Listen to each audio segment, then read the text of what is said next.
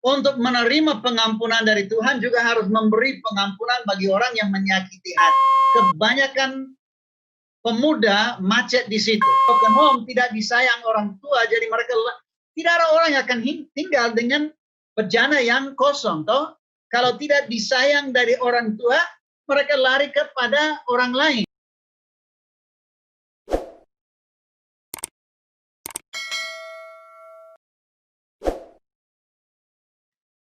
Sharing kita hari ini tuh bicara tentang pengampunan, Bapak.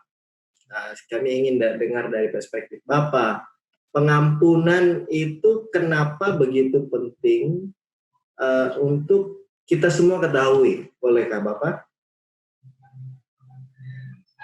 Justru ini merupakan satu tekanan pelayanan Bapak selama 1 tahun sejak kembali dari Amerika. Mungkin melayani lebih, bilang saja 50 orang, khususnya untuk kami bilang pelepasan, tapi sebenarnya itu untuk menerima pengampunan dari Tuhan juga harus memberi pengampunan bagi orang yang menyakiti hati. Jadi kami patokan dari Ibrani pasal 12 ayat 1 katakan, karena kita dikelilingi banyak saksi bagaikan awan, tanggalkan semua beban dan dosa yang begitu merintangi supaya kau bisa lari dalam lomba yang diwajibkan. Jadi saya berikan ilustrasi mengenai lomba lari itu, orang yang lari kalau lihat mereka menuju garis start dan pikul batu-batu tela, pasti bilang, kenapa ini kau pikul yang berat mau lari? Tidak bisa. Tetapi banyak orang Kristen pikul namanya dosa, perbuatan sendiri yang salah, dan beban yang itu waktu mereka disakiti orang lain. Dan firman bilang, kalau jika kita mengampuni orang yang menyakitimu, Tuhan juga mengampuni kamu. Tetapi kalau you tidak mengampuni kesalahan orang lain, Tuhan juga tidak mengampuni kamu. Jadi kaitan di antara mengampuni dan diampuni ada namanya kaitan yang erat dari Tuhan. Tidak dapat yang satu tanpa yang lain. Dan justru saya merasa kebanyakan pemuda macet di situ. Dosa dibicarakan dalam gereja karena pertama Yohanes 1:9 cukup jelas ya, mengampuni, harus mengaku dosa untuk mengampuni. Tetapi gereja jarang bicara mengenai luka-luka batin. Oke. Jadi apa yang orang buat itu hanya press saja. Coba seperti tenggelamkan itu di situ, tetapi itu selalu muncul dengan manifestasi yang macam-macam, depresi dan lain-lain. Dan karena mereka tidak melepaskan pengampunan, mereka juga punya dosa tidak diampuni. Oke. Disitulah masalah besar. Betul. Nah, masalahnya sekarang kan untuk mengenal pengampunan ini seringkali alasan yang umum di anak-anak muda itu, gimana saya bisa mengampuni kalau yang menyakiti saya itu orang-orang di sekitar, termasuk kadang ayahnya, termasuk kadang ibunya, orang-orang terdekatnya, Bapak. Gimana ini? Situasi-situasi kayak gini sering sekali ditemui. Bahkan saya waktu pelayanan youth camp, hal-hal yang begini paling sering saya dengar. Kita harus mulai dari mana nih memperkenalkan pengampunan ini, Bapak? Saya mulai dengan menyadari kepada mereka bahwa kita semua punya kebutuhan yang sama sebagai manusia. Semua orang perlu namanya acceptance, diterima dengan apa adanya. Affirmation, didukung dan disayang, toh affection itu. Ya.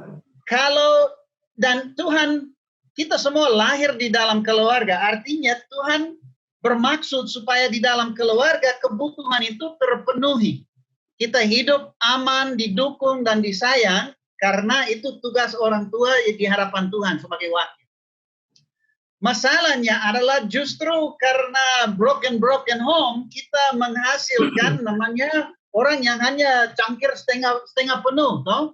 Ada kekurangan di dalam sayang, kekurangan di dalam tidak merasa didukung, tidak merasa diterima. Dan iblis selalu ada namanya alternatif. Toh? Kalau saya tidak diterima dengan baik, saya lari ke geng. Tujuan geng adalah menerima orangnya dan memberi tujuan, biar itu baik atau jahat. Kalau saya tidak merasa disayang, sebagai perempuan tidak merasa disayang oleh ayah, saya lari kepada pacar. Nah, pada umumnya gereja hanya melihat, oh kok sudah pacar, you sudah berdosa, dan mereka lihat di situ itu seperti petik buah yang busuk dan buang, tetapi tidak melihat akar. Akarnya sebenarnya adalah ayah yang tidak memenuhi syarat di hadapan Allah untuk menyatakan sayang kepada anak perempuan. Saya kasusnya ratusan perempuan yang masalahnya karena broken home, tidak disayang orang tua, jadi mereka tidak ada orang yang akan tinggal dengan bejana yang kosong. Toh? Kalau tidak disayang dari orang tua, mereka lari kepada orang lain. Dan laki-laki punya nekat yang jahat juga. Jadi serba salah lah. Toh? Jadi mulai dari situ, orang kena luka. Nah, apa yang kita buat dengan lukanya itu menentukan apakah kita akan hidup sehat atau tidak. Dan masalah lagi, karena ini pun sesuatu yang jarang dibicarakan dalam gereja, hanya yang kita buat adalah kita coba pendam atau lupakan. Kalau saya tidak, atau lari dari masalah, apapun seperti itu. Tetapi itu saya bilang itu seperti coba tahan bola di bawah air. Itu selalu tampung kembali. Toh? Tetapi manifestasi beda-beda. Bisa marah, bisa depresi, bisa segala macam kecanduan. Jadi luka yang ada di dalam selalu akan muncul keluar. Nah, disitulah saya beri yang firman bilang jalan keluar. Pertama ayat yang bilang berbahagialah orang yang berduka di hadapan Tuhan. Itu artinya orang yang angkat keluar apa yang sudah pendam di dalam. Itu Matius pasal 5 ayat 4. Jadi kita harus angkat keluar, kita harus curhat, kita harus tulis. Di kelas saya minta mereka tulis namanya grief journal. Tulis semua luka-luka batin. Saya minta waktu mereka datang untuk pelepasan, tulis di sebelah ini semua beban. Biasanya itu nama-nama orang yang melukaimu. Di sebelah ini tulis dosa. Dan yang kedua dikatakan, marilah kepadaku semua yang letih lesu berbeban berat dan aku akan memberikan kelegaan. Matius 11:28 itu. Orang harus membawa luka itu kepada Yesus. Baru dengan pertolongan Yesus, firman bilang jika kita mengampuni orang yang berbuat salah, Tuhan juga ampuni kita. Jadi saya menjelaskan titik masalah atau akar masalah, bagaimana proses keluar, dan saya juga bilang, waktu mereka mengampuni orang pakai bahasa yang Yesus pakai di atas kayu salib. Bapa, ampunilah mereka karena mereka tidak tahu apa yang mereka berbuat.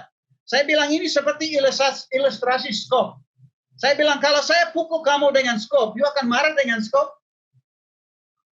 Mereka bilang, tidak. Saya bilang, firman bilang hanya satu musuh di sini, iblis.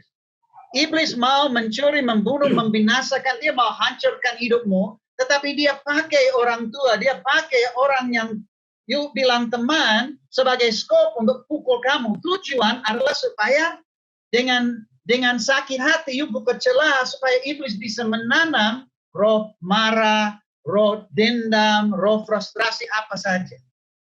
Jadi harus waktu kita bicara kita lepaskan pengampunan dengan mereka tidak tahu apa yang mereka perbuat. Berarti masalah kenapa orang simpan semuanya ini adalah waktu mereka disakiti. Pertama, orang yang menyakiti menjadi musuh. Berarti iblis sembunyi di belakang layar. Dan itu tidak benar. Orang itu adalah alat di tangan iblis untuk tujuannya iblis.